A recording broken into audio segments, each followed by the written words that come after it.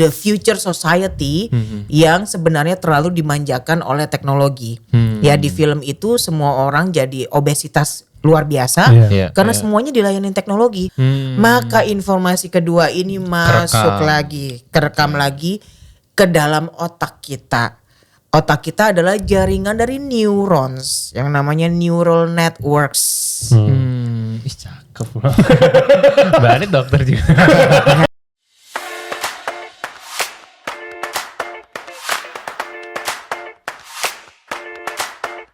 Halo Nyalakan People, kembali lagi dengan kita di Nyalakan Podcast. Hai Nyalakan People. Halo Nyalakan People. Halo Nyalakan People, dan akhirnya kita kembali lagi ya Mbak Anita. Apa kabar Mbak Anita? Kabar baik, gimana Imam kabarnya? Aku baik dan selalu semangat. Nah aku excited banget hari ini karena udah lama kita nggak bahas-bahas topik yang hangat lagi. Iya, betul. Bener ya Mas Semoga Hanif. seru ya. Semoga seru. Mas Hanif apa kabar? Belakangan kayaknya lagi sibuk project-project Nyalakan juga. Waduh, iya Nyalakan lagi banyak project nih kemarin-kemarin ya sebulan. Jadi kita Barita sampai nggak tidur lah. Atau nggak jelas tidur atau enggak gitu ya. Udah autopilot dia jalan aja kayaknya tidur tuh. Iya, nah seiring dengan kita nggak syuting podcast, banyak banget isu-isu nih Mbak hari ini yang kita lihat juga. Mungkin Mas Hanif juga tahu. Apalagi sekarang ini kan memang lagi hangat-hangatnya AI ya Mbak ya. Nah kemarin-kemarin ini beberapa bulan yang lalu sempat ada bahasan terkait mahasiswa yang mau daftar SIMAK UI. Nah cocok nih Mbak Anit kan alumni UI juga nih. alumnus UI, backgroundnya juga IT pula. Nah menggunakan AI Mbak untuk tes SIMAK UI ini. Nah banyak lah maksudnya penggunaan AI ini dipergunakan untuk hal-hal yang mungkin dilarang ya Mbak ya. Curang. Apalagi kita juga ada riset nih Mbak. Ada riset kalau Google Cloud bekerja sama dengan National Research Center menyebutkan bahwa 86% perusahaan yang mengadopsi AI lebih awal berhasil naikin ROI-nya. Jadi tadi dari sisi negatif ini positifnya. Nah Mbak Anita, aku sekarang pengen tanya dulu Mbak Anita melihat fenomena ini dengan adanya AI, di satu sisi kita dimudahkan, di satu sisi wah ada curangnya juga nih. Melihat itu seperti apa Mbak? Iya, ini fenomena yang menarik ya, karena juga ini sesuatu yang menurut saya tren yang meledak ya, tidak baru. Ya, dunia artificial intelligence atau kecerdasan buatan itu sebenarnya udah dikembangkan bahkan dari tahun 50-an 60-an. Ya, bukan sesuatu yang hal yang baru banget, tapi meledaknya ya mengalami I would say exponential growth ini mungkin dalam 10 tahun terakhir. Ya, apapun yang sifatnya baru ya dia selalu ada dua sisi ya, kayak pedang bermata dua begitu. Ya yang namanya teknologi adoption dia pasti menyebabkan yang namanya productivity improvement, multiplier, benefits, efisiensi ya, peningkatan kualitas, tapi di sisi yang lain juga biasanya ada downside-nya.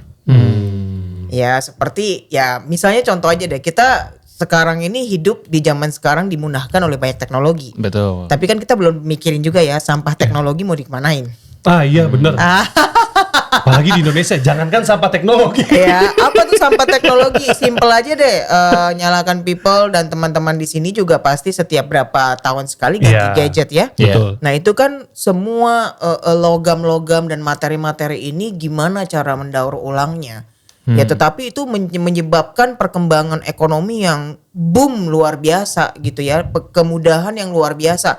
Bayangin di masa sekarang dan akan datang begitu ya, global citizenship itu jadi blur ya. Artinya kita nggak mesti lagi nih mau sekolah tentang sesuatu ya, topik sesuatu harus terbang ke negara tersebut. Ya itu semua dimungkinkan oleh teknologi. Apalagi nanti kalau kita udah masuk di era di mana misalnya augmented reality itu sudah menjadi sesuatu yang sangat murah dan sangat universally adapted ya dan adopted gitu ya ke daily life. Maka sebenarnya ya jarak dan waktu itu menjadi relatif, terutama jarak ya. Nah ini semua dimungkinkan dengan apa? Dengan teknologi. Nah, tetapi di belakangnya, di balik ini semua ada yang namanya internet. Ya, bagaimana tuh, what kind of power ya yang harus di-generate untuk menjalankan internet ini dengan kemampuan computing power yang luar biasa. Itu semua energi. We talk about energy. Kenapa orang berlomba-lomba ya untuk sebenarnya mencari energi terbarukan ya. Sekarang kan energi terbarukan terutama di Indonesia belum terlalu populer ya karena memang investasinya mahal. Tapi semua ini masih ingat ya berapa tahun yang lalu kejadian PLN itu sempat mati lampu ya. Betul. Dan semua orang koneksi mati, jaringan mati semua. Ya ternyata yang kita butuhkan adalah listrik ya, bukan nasi. Bercanda ya, nyalakan people ya. Segitu krusialnya energi yang dibutuhkan ya untuk sebenarnya membuat teknologi itu up and running. Ya seperti itu. Nah itu semua juga menyebabkan banyak sekali quote in quote ya tadi ya waste atau sampah teknologi yang berdampak buruk bagi bumi kita. Ini at the macro scale. Kita bicara skala makro. Ya, nah kalau di skala mikro gampang aja deh. Ya, teknologi memudahkan misalnya ibu-ibu zaman sekarang ya. Kalau anaknya lagi rewel maka dikasih YouTube, gadget. Langsung diem ya. Langsung diem ya. Dan ibunya bisa sibuk ngapain? Mungkin ibunya seorang influencer ya. Dia lagi mau bikin podcast ya. Ya. Jadi dia bisa tenang ya dan anaknya bisa quote in quote didiamkan dengan teknologi. Ada efek sampingnya enggak? Ada. Ya, ada ya. Bagaimana anak-anak ini terpaku ya dengan dengan gadget ya. Jadi bergantung juga kan ya, Mbak? Sangat bergantung ya. Jadi mereka itu kayak glued ya istilahnya, kayak dilem.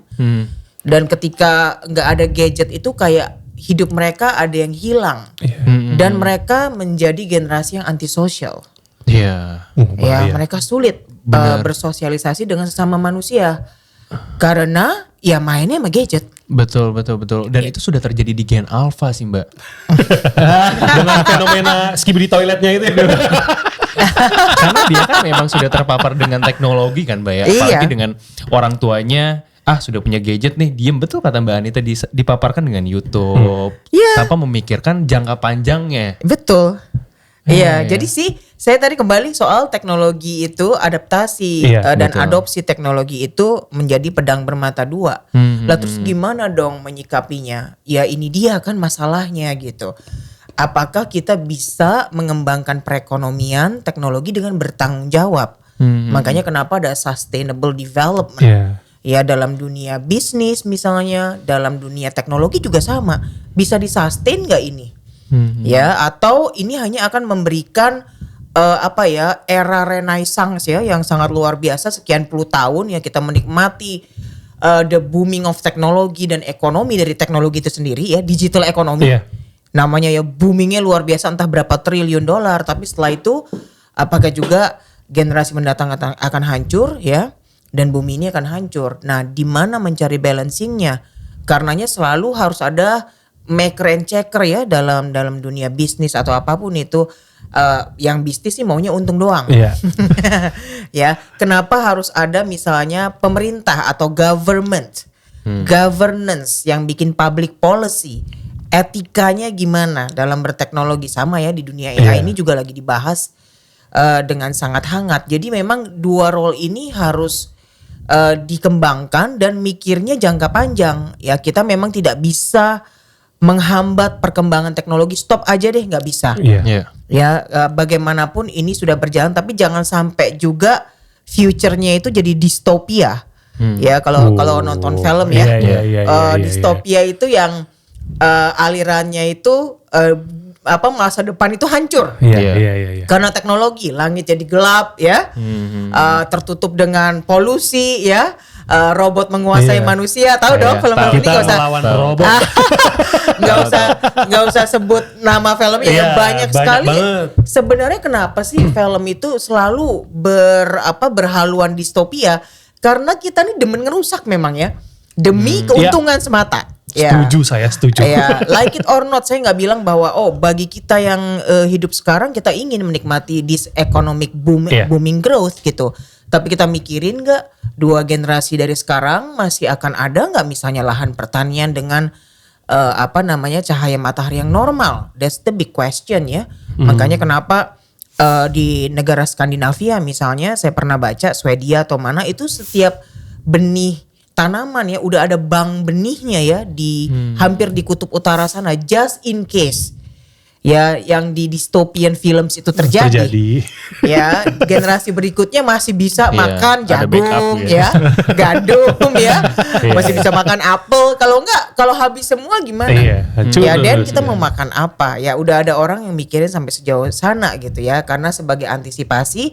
Tapi saya sendiri pribadi selalu percaya preventif itu better dan kuratif. Ya, atau korektif ya. Kalau bisa mencegah lebih baik daripada mengobati. Tetapi sulit ya menahan laju ini. I would say almost impossible. Ya, what I can say is brace yourself. Tahu brace yourself kalau naik pesawat terbang? Kan suka kita dikasih tahu video ya. Kalau sebelum take off gitu ya. Kalau dalam emergency you need to brace yourself ya kan, dengan taruh tangan depan, kepala seperti itu ya. So I would say the wave of teknologi ini tidak bisa dihentikan. I would say sudah menggulung kita. We need to brace ourselves. That's why dari segi mindset mesti agile. Ya ada lagi hubungannya selalu ya. Kenapa sih saya jadi agilist gitu? Karena salah satunya adalah wave of this technological disruptions ini tidak bisa dihentikan. Ya kita harus mampu beradaptasi. Dan kita harus mikirin gimana caranya juga sustainable, which is ada di prinsip-prinsip agile juga. Jadi bukan sekedar agile enggak. Ini benar-benar dalam menghadapi dunia yang masa sekarang dan yang akan datang. Artinya it's all about cost benefit analysis. Tadi kan Imam nanya kan, gimana nih pandangan Mbak Anita nih tentang ada kasus yang make misalnya Gen AI ya untuk ujian, untuk masuk mungkin ya ujian masuk perguruan tinggi, tapi juga banyak sekali company yang ROI-nya naik karena efisiensi dari Gen AI. Ya, jadi selalu ada pros and cons, selalu ada cost and benefit. Ya, artinya benefitnya si ROI tadi, costnya apa? Atau kerugiannya adalah ya itu tadi. Generasi-generasi yang saya baru aja gak lama ini bahas ya. Di zaman saya bikin disertasi S2 itu belum ada Gen AI. Jadi 15,000 words in English. Ya, purely from scratch. With my own brain. Betul begadang gitu. Bayangin ya. Ya, di satu sisi lelah banget gak? Lelah banget. Tapi di sisi lain pembelajarannya juga luar biasa. Ya, kita itu cenderung males kalau dibantu teknologi, benar nggak? Betul. Karena semuanya didapatkan dengan mudah. Dengan mudah. Ada yang pernah nonton film kartun Wall-E gak? Nonton. Yang belum nonton, nyalakan people coba nonton ya, judulnya Wall tembok ya. Wall-E, huruf E. Ya. Nah itu menggambarkan, filmnya kartun. Seakan-akan lucu, tapi menurut saya itu sebenarnya sebuah satir ya, sebuah sindiran terhadap the future society yang sebenarnya terlalu dimanjakan oleh teknologi. Ya di film itu semua orang jadi obesitas luar biasa karena semuanya dilayani teknologi. Sampai mau pindah sini ke sana ada teknologinya. Semuanya tinggal at your fingertips ya. You don't need to move. Everything is given by technology and robots for you. Akibatnya umat I would say humankind ya, umat manusia itu nggak sehat. Karena benar-benar nggak perlu ngerjain apa-apa lagi. Semuanya dikerjakan oleh teknologi. Itu juga bahaya kan kalau we go to that extreme. Jadi gimana caranya supaya kita nggak jatuh sampai se-ekstrim itu? Karenanya let's start with ourselves ya, dimulai dari kita gitu. Misalnya digital platforms is good ya, social media platforms is good. You can always use kayak uang ya, uang itu bisa ditujukan buat hal baik dan jahat. Teknologi juga sama. Ya, be careful ya when you implement something technology wise, walaupun kita sedang tergulung di dalamnya. Harapannya adalah kita masih punya akal sehat untuk menilai ini bagus nggak buat saya in the long term. Misal ya, yang kedua selalu ada pemikiran cost benefit analysis kan. Oke, kalau saya dapat benefit ini, tapi at what cost? Iya. Ya, oke, benefitnya ini ekonomi berkembang, tapi dengan biaya apa? Ya, selalu ada seperti itu. Pada akhirnya kita mesti manage supaya secara cost benefit analysis ini bisa dipertahankan dalam jangka panjang. Makanya itu menjadi teknologi yang bertanggung jawab, ya, atau sustainable teknologi tadi. Ya kurang lebih gitu ya Imam ya, walaupun panjang ya, karena mau mencoba memberikan beberapa contoh. Pada akhirnya kita sendiri harus memutuskan, karena mungkin kan kita bukan government ya. Iya, betul. We don't have such authority and power. But can we influence? Yes, we can. Ya, dengan apa yang kita lakukan sehari-hari ya, dan juga dengan misalnya keluarga ya. Bagi nyalakan people yang punya anak, punya keponakan, ya harus dibatasi memang screen time-nya. Iya. Ya, ironisnya adalah sebenarnya para miliarder atau billionaires, teknologi giants itu nggak kasih anak-anak mereka buat main gadget terlalu early. Ya, jadi mereka sendiri yang menciptakan produk itu tahu bahwa itu nggak bagus ya untuk anak-anak yang terlalu kecil. Ya, karena akan membuat mereka tidak mengembangkan kemampuan kognitif mereka dengan baik dan kemampuan mereka bersosialisasi, social skills nggak berkembang gitu. Nah, ada baiknya kita pikir-pikir panjang ya, whenever we wanna do that to our family, to our children, ya, family members, kita pikir dampak jangka panjangnya juga terhadap diri sendiri ya. Ya, karena kadang kita juga kelewatan ya, keenakan main sosmed, Betul. ya, and then produktivitas kita turun, betul? Kita terlalu tersedot ke dalamnya. Everything is about social media, is life really that's it gitu. Kita harus mempertanyakan kembali ya kepada nilai-nilai kehidupan itu sendiri. Apakah memang, makanya kenapa orang berusaha flexing dan lain sebagainya, eksistensi di dunia maya begitu ya, sedemikian diagung-agungkan. Tapi pertanyaannya adalah sebenarnya sebelum itu semua ada, kita juga baik-baik aja loh. Iya. Ya, that's the big question gitu. Apakah kita harus sacrificing all ya, or that much ya, demi sesuatu yang sebenarnya at the end nggak memberikan dampak positif berkepanjangan bagi kehidupan kita. Menarik banget tadi saya. I'm glad when you say about e-waste tadi. Terus Barita singgung soal government gitu ya. Bahwa sebenarnya di Indonesia ini yang ngurusin e-waste semuanya mesti swasta. bahkan brand-brand teknologi itu yang ngurusin e-waste gitu. Dan sampai sekarang belum ada yang regulasi. Padahal kadang kita bingung ya. Kita punya TV, laptop yang udah gak bisa dipakai gitu kan. Terus kita diapain bingung mau gitu. diapain ini. Tapi mungkin kita bisa bahas nanti ya. Takut melenceng jauh. Iya itu. Ya memang ya itulah ya, beda ya kalau kita itu mikirnya jangka panjang sama jangka pendek gitu. Kenapa sih saya selalu bilang leadership itu harus punya strategic thinking ya, masuk ke situ karena dia harus mikir jangka panjang. Iya, betul. Ya kenapa misalnya orang udah mikir pengolahan limbah gitu ya, walaupun orang bisa argue ya gimana dong negara kita belum perekonomiannya seperti mereka, true ya, but eventually ini juga nggak akan do any good to us. In the long run kita mesti mulai mikirin like it or not gitu loh. Jadi siapa yang akan menjadi think tankersnya gitu kan, orang-orang yang akan mikirin ini ya. Nah ini kadang-kadang harus ada intervensi pemerintah sebenarnya ya, dan policy makers ya, untuk mulai mikirin gimana caranya. Ya sebenarnya ini kejauhan ya, kita ngomongin teknologi sustainability. Yang lain dulu deh, misalnya bagaimana menjaga sumber daya laut kita gitu ya. Yang basic dulu deh. Yang basic dulu. Ya, itu aja mungkin kita udah belum mumpuni bener gitu ya. Apalagi kita udah mikirin bagaimana teknologi yang berkelanjutan dan bertanggung jawab tadi. Ya. Oke. Wah, kita balik lagi ke bahasan AI nih. Tapi tadi menarik sih soal e-waste. Mungkin nanti kita bisa bahas di next podcast kali ya. Benar. Itu memang masalah yang belum terpecahkan sampai hari ini. Iya, sulit. Iya. Kompleks banget ya Mas. Iya, bahasan di negara ini. Aduh. Nah, ini kan kita hari-hari ini semua orang ngomongin AI. Atau mungkin ya pejabat-pejabat kita suka ngomong kita harus adaptasi dengan AI tanpa tahu AI itu sebenarnya apa. Betul. Kita ini bangsa yang sering like udah kayak orator saya.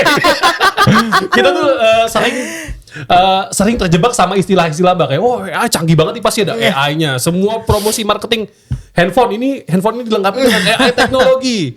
Terus ada lagi sekarang istilah udah gitu ya Mas, kamera. Kamera. Kamu pakai AI kerja? Pakai. Oh pakai. Pakai. Berarti Itu ngerasa pakai. dimudahkan ya Mas ya? Kalau pakai AI ya merasa dimudahkan, benar-benar. betul. AI itu sebenarnya memang memudahkan sih, tapi tadi aku setuju sama Mbak Dita bahwa kita harus cost benefit analysis tadi. Apakah kita setiap hari purely pakai AI terus kita nggak nambah wawasan kita tentang dunia luar, itu akan jadi bahaya karena di Amerika aja bahkan pengacara terkenal itu aku tahu sebuah kasus ya gitu ya. Pengacara terkenal di persidangan dia pakai ChatGPT buat nanya kasus. Oh. Nah, jadi ada bawa kasus terus dicuplik dari ChatGPT dan dia nggak dicek lagi bahwa ternyata itu kasusnya tuh fiktif karangan si AI tadi. Ini kan agak gimana ya, padahal pengacaranya ini lumayan terkenal kalau aku baca ya di Amerika ya. Bahkan kita yang pintar aja bisa ketipu sama AI gitu. Nah supaya kita nggak ketipu gitu ya, ini istilah banyak banget, ada AI, ada Gen AI, ada machine learning, IoT dan big data, kan semuanya ini sebenarnya berhubungan ya Mbak satu sama lain dan ya Mbak. Karena Mbak Dita lulusan IT nih, saya pengen nanya Backgroundnya IT ya. sebelum saya terjebak dengan istilah-istilah ini. Tapi ini belum tentu lulusan IT benar-benar ngerti juga ya. Oh iya benar. Tergantung ya. Karena ini perlu pemahaman yang sangat dalam ya. I would say umbrella, let's put IoT atau Internet of Things at aside for a moment ya. We'll go there a bit ya. And big data itu satu cabang sendiri juga, tapi ada hubungannya nanti, ini ketiga-tiganya nanti ada hubungannya. Let's talk about AI first. Artificial intelligence, kecerdasan buatan. Kecerdasan siapa? Kecerdasan manusia. Ya, kita mencoba menciptakan human intelligence. Oke. Manusia, human tries to create humans intelligence. Makanya disebut artificial atau buatan, ya, karena bukan organik, ya, dari tubuh kita sendiri, dari otak kita sendiri, benar nggak? Ya, human, ya, atau kalau di dunia biologi istilahnya Homo sapiens, ya, itu dipercaya sebagai makhluk hidup yang memang punya kecerdasan di atas makhluk hidup yang lain. Ya, karena look at what we've done ya, dengan teknologi dan lain sebagainya begitu, yang nggak bisa dilakukan oleh animals. Ya, bahkan kalau kita bicara mamalia deh yang paling dekat sama kita begitu ya, yang punya certain degree of intelligence and emotional. Ya, emotions aja nggak bisa sama kayak kita, walaupun kalau dilihat di ilmu biologi semata ya, sebenarnya kita ini mamalia juga. Begitu ya, tapi derajatnya paling tinggi. Dari segi apa derajatnya paling tinggi? Dari segi kecerdasannya. Kemampuan kompleks problem solving. Ya, lalu kemampuan emosional yang luar biasa, emotional intelligence. Bagaimana manusia itu walaupun misalnya ya, dia lagi sedih, wajahnya bisa sedang tertawa. Ya, demi untuk mencapai tujuannya. Bagaimana dia bisa navigate a political situation for his benefit or her benefit. Inilah kemampuan manusia yang intelligence tadi, human intelligence. Nggak semata-mata kecerdasan, tapi juga behavior atau sikap, perasaan, emotions, awareness. Ya, kadang-kadang kita lagi ngobrol-ngobrol begitu ya, terus kita bercanda sesuatu, terus gak ada yang ketawa. Istilahnya kriuk-kriuk ya, katanya garing istilahnya ya. Tapi waktu gak ada yang ketawa dan gak ada yang ngomong apa-apa, kok kita aware ya, kita itu garing. Itu namanya awareness. Ya, waktu kita menyatakan sesuatu ke seseorang, ngomong-ngomong gini, terus tiba-tiba air wajahnya berubah gitu ya. Terus kita, dan dia gak bilang apa-apa, lalu kita punya awareness, kayaknya saya menyinggung dia deh. Ada perasaan itu. Awareness. Ya. Kemampuan ini adanya di human. Human awareness. Ya, itu kita tadi udah bicara emotional ya, perasaan, lalu awareness, lalu behavior, bagaimana bersikap, betul? Kita bisa tailor or customize our behavior sesuai dengan kebutuhan. Benar gak? Ya, mau marah ditahan, mau nangis ditahan, punya rasa malu, ya, punya rasa gengsi, Iya, iya. Human is a very complex creature. Betul, betul. Ya, now itu semua juga bagian dari yang intelligence tadi. Now let's talk about intelligence gitu. Ya, misalnya gini, pengetahuan manusia terus bertambah ya dari kecil sampai sekarang, benar gak?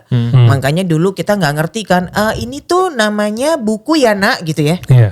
Bener gak? Benar. Awalnya belum pernah lihat buku. Betul. Ya mungkin kita umur 2 tahun kita nggak tahu apaan ini. Gitu, bener gak? Bener, Ya, atau bener, kita bener. umur setahun ya, anak sekarang mungkin umur 9 bulan bahkan ya. Ya, apa ini barang ini, bener gak? Iya. Ini namanya buku, gitu kan? Buku, ya kamu bisa baca, gitu ya. Ada informasi di dalamnya. Nah, kita lagi using our intelligence to capture that information. Dan dia di-store di dalam our brain. Oke. Sehingga ketika kita misalnya 2 minggu kemudian ketemu yang serupa tapi tak sama. Asik. Asik ya. Mirip nih. Another book. Buku juga banyak bentuknya Iya, ya, betul. warnanya dan ukurannya.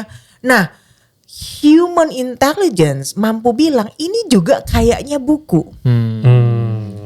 Lalu setelah dibaca-baca, iya bener ini buku. Dan misalnya ibu kita konfirmasi, iya itu juga buku nak. Maka informasi kedua ini masuk lagi, kerekam lagi ke dalam otak kita. Otak kita adalah jaringan dari neurons yang namanya neural networks. Ih, cakep. Mbak Anit dokter juga. Nah, enggak, ini neural network Iya, ini iya, ya iya. ada kaitannya bagaimana nanti AI diciptakan. Oke. Ya, Oke, ada hubungannya. Jadi sebenarnya we try to create, nggak cuma sekedar duplicate ya. We try to create that capability yang bisa self learning tadi, yang bisa aware, bisa menilai ya. Kalau mau nyebrang jalan, kalau ada yang lewat, walaupun kucing stop. Gitu kan, apalagi kalau orang stopnya buruan gitu kan ya. Iya, iya, Kalau ada polisi tidur, tolong kurangi kecepatan gitu ya. Iya, Iya. iya. Nah, semua kemampuan awareness dan decision making berdasarkan informasi yang masuk melalui perception indera kita. Iya. Pendengaran, penglihatan ya, touch dan lain sebagainya, itu diproses oleh satu prosesor yang luar biasa yang Tuhan ciptakan namanya brain alias otak manusia. Ya, sehingga kita bisa make decision tuh dengan semua informasi yang kita lihat nih. Oh, ada nenek mau lewat, ada kucing mau lewat, ada polisi tidur di situ. Oke, sekarang kecepatan gue berapa? Gue bawa siapa aja dalam mobil ini? Gue naik mobil apa begitu? What should I do next? Di sini human intelligence bermain. Nah, kita try to create that artificially. Makanya disebut kecerdasan buatan, kemampuan untuk mengolah informasi dan data yang unstructured. Yang tiap hari kita ketemu unstructured kan, Iya, tidak betul. terstruktur loh. Betul. Tiba-tiba lagi nyetir, hujan gede, unstructured. Iya, betul. Ya, lagi jalanan kosong tiba-tiba ada yang nyebrang lari. Ya, di jalan tol gitu ya, suka ada yang tiba-tiba nyebrang gitu, kita kaget. Iya. Unstructured. Lalu what to do? Ya kan, semuanya bekerja bersama-sama kan, bagaimana memproses informasi yang lalu lalang ini semua, yang unstructured ya, dan sangat-sangat spontaneous. Kemampuan ini, bayangin ya, kita ingin menciptakan kemampuan ini secara artificial. Itulah kecerdasan buatan. Nah, itu umbrella terbesarnya. Oh, iya. Ya, jadi kecerdasan buatan apakah robot? Robot adalah subset dari kecerdasan buatan. Ya, nanti kita masuk ke situ. Ya, jadi umbrella terbesarnya itu adalah kecerdasan buatan. Kita berusaha menciptakan ya kecerdasan tapi yang bukan dari manusianya ini sendiri. Ya, di luar manusia, artificial dia buatan. Tapi kemampuannya nanti akan setara kita. Ya, bahkan bisa lebih dari kita ya. Saya nanti masuk ke situnya belakangan ya. Brace yourself ya. Saya akan Oke, masuk ke sana. oke. Nah, ini baru bicara umbrella AI-nya dulu.